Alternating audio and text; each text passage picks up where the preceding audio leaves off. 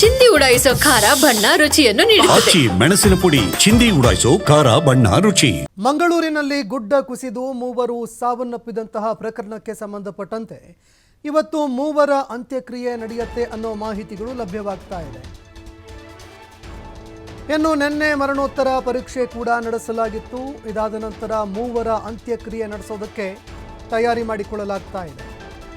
ಕುಸಿದು ಬಿದ್ದಂತಹ ಮನೆಯ ಪಕ್ಕದಲ್ಲೇ ಅಂತ್ಯಕ್ರಿಯೆ ನಡೆಯಲಿದೆ. ಮೊಂಟೆಪದವು ಸಮೀಪದ ಪಂಬದ ಹಿತ್ಲುವಿನಲ್ಲಿ ಅಂತ್ಯಕ್ರಿಯೆ ನಡೆಸೋದಕ್ಕೆ ತಯಾರಿ ಮಾಡಿಕೊಳ್ಳಲಾಗ್ತಾ ಇದೆ. ನಿನ್ನೆ 60 ವರ್ಷದ ಪ್ರೇಮ ಆರ್ಯನ್ ಹಾಗೂ ಆರುಷ್ ಎಂಬ ಇಬ್ಬರು ಮಕ್ಕಳು ಕೂಡ ಸಾವನ್ನಪ್ಪಿದ್ರು. ಮನೆ ಮಾಲೀಕ ಕಾಂತಪ್ಪ ಪೂಜಾರಿ ಹಾಗೂ ಅವರ ಸೊಸೆ ಅಶ್ವಿನಿಗೆ ಗಾಯಗಳಾಗಿತ್ತು.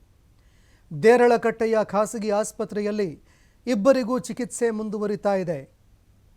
ಇನ್ನು ಘಟನೆಯಿಂದ ಇಬ್ಬರು ಕಾಲಿಗಳಿಗೂ ಗಂಭೀರವಾಗಿ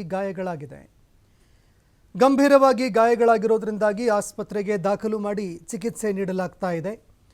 ಮತ್ತೊಂದೆಡೆ ಮೂವರು ಸಾವನ್ನಪ್ಪಿರುವಂತಹ ವಿಚಾರಕ್ಕೆ ಸಂಬಂಧಪಟ್ಟಂತೆ ಮೂವರ ಅಂತ್ಯಕ್ರಿಯೆ ನೆರವೇರಿಸೋದಕ್ಕೆ ಅಂತ ತಯಾರಿ ಮಾಡಿಕೊಳ್ಳಲಾಗ್ತಾ ಇದೆ. ಇನ್ನು ಅದೇ ರೀತಿಯಾಗಿ ಈ ಒಂದು ಗುಡ್ಡ ಕುಸಿತ ವಿಚಾರಕ್ಕೆ ಸಂಬಂಧಪಟ್ಟಂತೆ ಕೆಲವು ಆರೋಪಗಳು ಕೂಡ ಎದುರಾಗ್ತಾ ಇದೆ. ಅವೈಜ್ಞಾನಿಕ ರಸ್ತೆ ನಿರ್ಮಾಣ ಮಾಡಿದ್ದು, ಅವೈಜ್ಞಾನಿಕ ಕಾಮಗಾರಿ ಮಾಡಿದ್ದು ಈ ಗುಡ್ಡ ಕುಸಿತ ಆಗೋದಕ್ಕೆ ಕಾರಣ ಅನ್ನೋ ಮಾತುಗಳು ಈಗ ಚರ್ಚೆಗೆ ಈಡಾಗ್ತಾ ಇದೆ. ಇದಕ್ಕೆ ಸಂಬಂಧಪಟ್ಟಂತೆ ಒಂದು ಪ್ರಕರಣ ದಾಖಲಾಗಿದೆ. ಮತ್ತೊಂದೆಡೆ ದಿನೇಶ್ ಗುಂಡೂರಾವ್ ಕುಟುಂಬಸ್ಥರನ್ನು ಭೇಟಿ ಮಾಡಿ ಮಾತುಕತೆ ನಡೆಸಿದ್ದಾರೆ. ಕುಟುಂಬಸ್ಥರಿಗೆ ಸಾಂತ್ವನ ಹೇಳಿದ್ದಾರೆ. ಅದೇ ರೀತಿಯಾಗಿ ಪರಿಹಾರ ಕೂಡ ವಿತರಣೆ ಮಾಡಿದ್ದಾರೆ. ನಿನ್ನೆ ಇಡೀ ರಾಜ್ಯ ಈ ಒಂದು ಘಟನೆಗೆ ಮಮ್ಮಲ ಮರುಗಿತ್ತು. ಇಬ್ಬರು ಮಕ್ಕಳನ್ನು ಉಳಿಸಿಕೊಳ್ಳೋದಕ್ಕೆ ತಾಯಿ ಪಟ್ಟಂತಹ ಹರಸಾಹಸ ಅಷ್ಟಿಷ್ಟಲ್ಲ, 9 ಗಂಟೆಗಳವರೆಗೆ ತಾಯಿ ಹರಸಾಹಸವನ್ನು ಪಟ್ಟಿದ್ರು.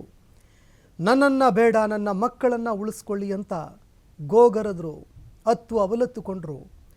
ಆದರೆ ಮಕ್ಕಳನ್ನು ರಕ್ಷಣೆ ಮಾಡುವಷ್ಟರಲ್ಲಿ ಇಬ್ಬರು ಮಕ್ಕಳು ಸಾವನ್ನಪ್ಪಿದ್ರು. ಆರುಷ್ ಹಾಗೂ ಆರ್ಯನ್ ಅನ್ನುವಂತಹ ಇಬ್ಬರು ಮಕ್ಕಳು ಸಾವನ್ನಪ್ಪಿದ್ರು. ಮರಣೋತ್ತರ ಪರೀಕ್ಷೆ ಕೂಡ ನಡೆಸಲಾಗಿದೆ. ಅದಾದ ನಂತರ ಕುಟುಂಬಸ್ಥರಿಗೆ ಶವ ಹಸ್ತಾಂತರ ಮಾಡಲಾಗಿದೆ.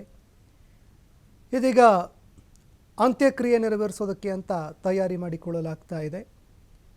ಈ ಗುಡ್ಡ ಕುಸಿದಂತಹ ಮನೆ ಏನಿತ್ತು, ಆ ಮನೆಯ ಪಕ್ಕದಲ್ಲೇ ಅಂತ್ಯಕ್ರಿಯೆ ನೆರವೇರಿಸೋದಕ್ಕೆ ಅಂತ ತಯಾರಿ ಮಾಡಿಕೊಳ್ಳಲಾಗ್ತಾ ಇದೆ.